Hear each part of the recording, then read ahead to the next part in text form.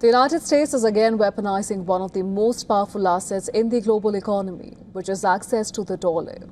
U.S. Treasury Secretary Scott Bessent has warned countries and financial institutions dealing with Iran that they risk being pushed out of the dollar-based financial system. The idea is to outcast countries that continue doing business with Tehran. And this matters because the dollar is not simply another currency. It sits at the center of the global financial system. Think of global trade as a massive network of banks. When a company in India pays a supplier in another country in dollars, the transaction usually involves correspondent banks, banks that hold accounts with one another and help move money across borders. SWIFT sits in the middle of much of this process, but there is an important distinction. SWIFT does not actually move the money. It is essentially a secure messaging system that tells bank who is paying whom, how much, and where the money should go. The actual settlement of dollar transactions can happen through U.S. financial infrastructure such as CHIPS, the major private sector dollar clearing system, or FedWire, the Federal Reserve's payment system. And because no such international trade and finance is conducted in dollars, access to the infrastructure becomes enormously valuable. That is also what gives Washington leverage. The United States does not necessarily have to sanction every company which is trading with Iran directly.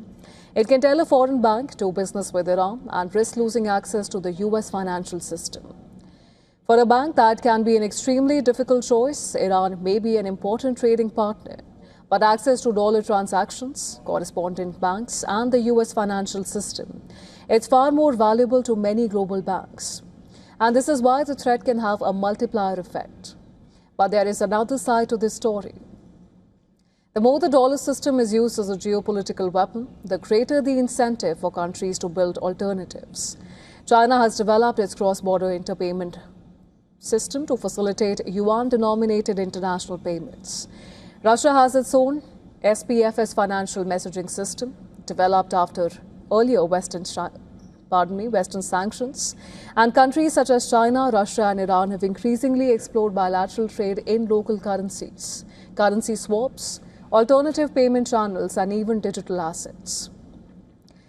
But these systems are not yet a complete replacement for the dollar network. Dollar still accounts for roughly 57% of global exchange reserves, though the number has fallen considerably over the past 2 decades. So the bigger question is not whether the dollar can be replaced overnight. It cannot. The question is whether repeated use of financial sanctions gradually encourages countries to build a parallel system that could eventually fragment global finance into competing payment networks, one centered on the dollar and others built around the yuan, local currencies, and alternative infrastructure.